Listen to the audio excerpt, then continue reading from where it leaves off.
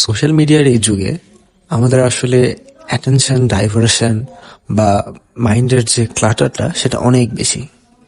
প্রতিনিয়ত আমরা সারাদিন ইনফরমেশন পেতেই থাকি আইদার ইনস্টাগ্রাম স্ক্রল করলে বা ফেসবুকের ভিডিওসে ঢুকলে, ইনস্টাগ্রামের রিলস দেখতে থাকলে বা ইভেন ইউটিউবে কোনো একটা ডকুমেন্টারি দেখলেই।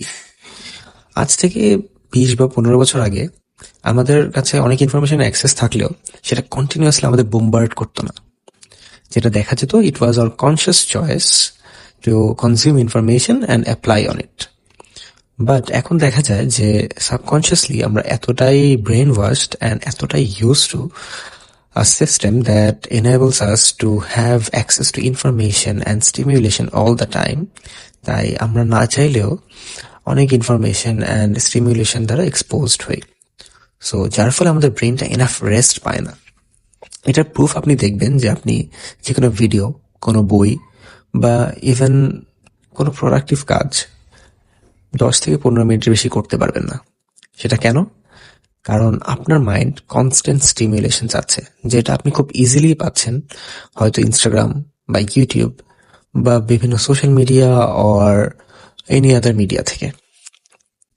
তো দেখা যায় কি যে আমরা enough mentally regulated থাকি না to take any decision or to come to a conclusion regarding any aspect of life. So সেজন্য আমাদের খুব declutter করাটা প্রয়োজন হয়ে পড়ে to make a concrete decision or to move forward in a productive way. যার ফলে physical exercise বা doing absolutely nothing জিনিসটা খুব ইম্পর্টেন্ট। যখন আপনি সকাল 7টা, 8টা, 9টা যখনই উঠেন না কেন, আপনার এনাফ অ্যান্ড অ্যাডিকুয়েট সানলাইট দরকার। বাট রিলস দেখতে দেখতে আমাদের অনেকেই রাতের ঘুমাতে 2টা থেকে 3টা বেজে যায়। যার ফলে দেখা যায় যে আমরা উঠতেছি 10টা, 11টার দিকে যদি আমরা স্টুডেন্ট হয়ে থাকি, আর যদি অফিস গোয়ার হয়ে থাকি তাহলে তো কথাই নেই। 8টা বাজে উঠে কোনো রকম মেট্রো রেল বা বাস ধরে অফিসে যাই, সেই সূর্যাস্তের পরে বের হই। তো আমরা সানলাইটের কাছে এক্সপোজ হলামটা কখন? একদমই হলাম না। যার ফলে দেখা যায় যে আমাদের সার্ক্যাডিয়ান রিদম অনেক বাজেভাবে ডিসরাপ্ট হয় অ্যান্ড আমাদের যে ন্যাচারাল ফ্লোটা সেটা আর থাকে না। যার ফলে আমাদের মাইন্ডটা যেটা অলরেডি ক্লাটার্ড সেটা আরো মেসড আপ হতে থাকে। তো আমি যেটা করি পার্সোনালি সেটা হচ্ছে, আমি দিনের একটা পোর্শন রাখি, সেটা আধা ঘন্টা বা 1 ঘন্টা যতক্ষণই হোক, যেখানে আমি কিছুই করি না। I just go to a park or go to my roof and just walk. That's it. আমার সাথে কোনো ফোন থাকে না, কোনো ডিভাইস থাকে না, ইভেন টাকাও আমি রাখি না, যাতে আমি কোনো অবজেক্ট কনজিউম না করে বা কোনো খাবার কনজিউম না করে নিজের ব্রেনকে ডিস্ট্র্যাক্ট না করি। সো তখন there is just the nature and me and my natural flow. যার ফলে কি হয় যে আমার যে থটস গুলো সেটা একটা ডিরেকশন পায় অ্যান্ড আমি নিজের সাথে একান্ত ব্যক্তিগত কিছু সময় পাই।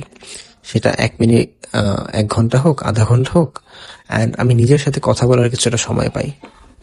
আপনি খেয়াল করবেন যখন আপনি সোশ্যাল মিডিয়া চালান, it's always the other people who are talking to you, not your self.